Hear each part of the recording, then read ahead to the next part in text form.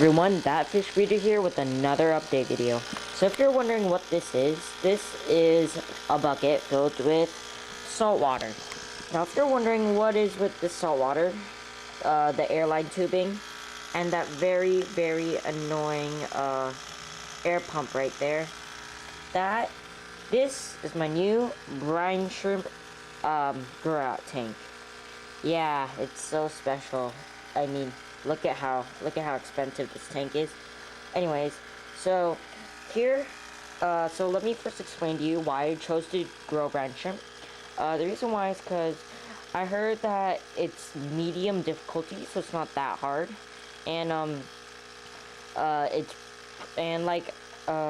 each female can apparently have like 240 babies per day or something, or every 4 days or something like that. That's a lot of shrimp, and I only need like 10, so this would be like, I could even start selling them for profit or something.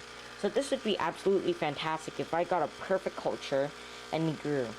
So first things first is that the air pump is used to supply oxygen. It's the air pump, you can kind of see it through this cloudy water. It ends right there. You can kind of see the darkness, and it goes all the way up here, and it continues. Now the air pump supplies oxygen, and it keeps the food that the shrimp eat in motion. Well, for me, I can easily see the brine shrimp. I don't know why this camera, right now I'm looking through the camera and I can't see any, but like if you're here looking at it, you'll be able to see them. I've had these for about approximately 2 weeks now, and so it apparently takes them 3 to 4 weeks to grow into full grown adults, which will be about that big, which is a moderate size, about half the size of my guppies here. And these fish are doing great, by the way. Anyways, back to the brine shrimp at hand. The lamp supplies the heat, and just supplies light in general. The reason why this water's cloudy is because I feed them yeast.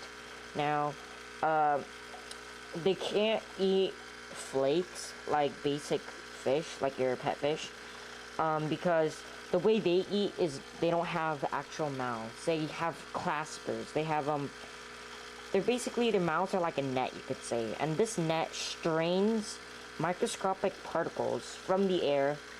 I mean, not from the air, my bad. From the water, and they basically digest the small particles. And yeast, which is a form of bacteria, I believe. I'm not perfect with my microbes here, but I'm pretty sure they're bacteria. They just strain it through their mouths, and then they devour that. But it's not like they can eat large flakes the size of them. So that's why I have to feed them yeast. How I do that? So here I have a bag.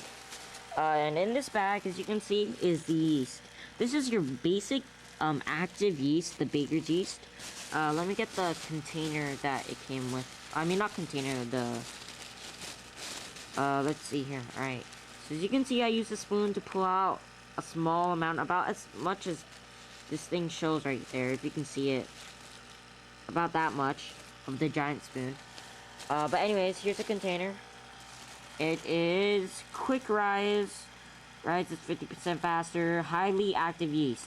Now, they recommend active yeast because the yeast is alive. If you buy the dead yeast, I'm not actually sure what they call that, but if you buy the dead yeast, and when you put in the water, they'll all die off as soon as, well, they'll not die off. They'll already be dead. So, if your brine shrimp don't eat it all, in time, it'll foul up the water really fast, and the nitrates will exceed, the ammonia will exceed, and in turn, it will kill off your brine shrimp culture. But since this is active, as soon as I put it in water, it will hatch out. Well, not hatch out. Yeah, it will hatch out, actually. It will dissolve into the water, and then they'll be alive. And your brine shrimp can eat them whenever they want. You can't actually see the brine shrimp eating them, because, you know, as I told you, they just strain it out of the water. They don't, like, have a mouth or anything. Since they just strain it out, you can't actually see them opening their mouths and closing it. Also because they're really small. So, in order to tell if they're done, if they're done eating, is you simply look inside this look inside the container here, and you look at if you can see at the bottom really clearly. Once you can see at the bottom very clearly, you feed them the yeast. How I do that is that I take a small teaspoon of yeast, maybe actually like a quarter of yeast, put it inside fresh salt water. This looks like normal bottled water, but it's actually salt water. I mix it with salt. You can kind of see it's kind of cloudy because I have salt in there. I give it a good shake, and then I take this water, mix it with the yeast here, and in turn, once it's dissolved pretty well, I put it in the tank and it becomes cloudy. Once it becomes uncloudy in a couple hours, I feed another. So it's very simple, really. I've actually tried to grow brine shrimp, I think 3 times before this, and I failed every single time. But this one is actually my most successful one I've ever had. All my other ones died on the first week.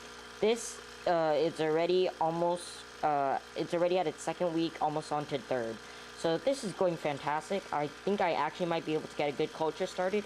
Let's see if we can see some brine shrimp here.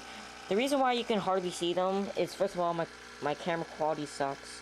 And secondly, because brine shrimp are basically clear in a way. They're basically clear, so you can't see them.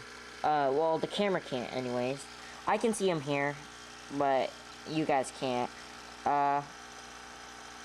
They're getting pushed around in the current. These brown stuff, by the way, are the eggs.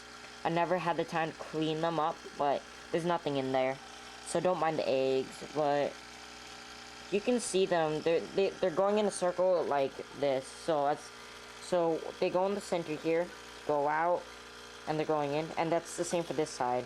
They go in, out, in and out, and it happens for both sides. And I don't know if you can see that, but that's what the brown shrimp are doing. They grow very slowly. I hope I get them to adult. That would be absolutely fantastic.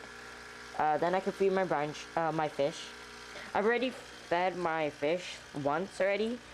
I used my brine shrimp net to take about 40-50 out, put them in here, boom, and they just like went for it. Alright, they loved it. So it's a sign that I'm sure they're gonna love the adults. If I can get them to adults, that is. As you can see here, we got a new baby. Yeah, I don't know what he's doing, but we got a couple new ones, like this guy right here. Oh no, not that guy, my bad. This guy. He's kind of big. I lost him, but he was kind of big, and he's slowly growing. I just fed him brine shrimp yesterday, and he like spurted in growth, honestly. But so, anyways, back to the topic. That's what I recommend for a basic brine shrimp setup. I'm not trying to grow like excessive amounts. Like, it's not like I have 20 tanks. I only have 2.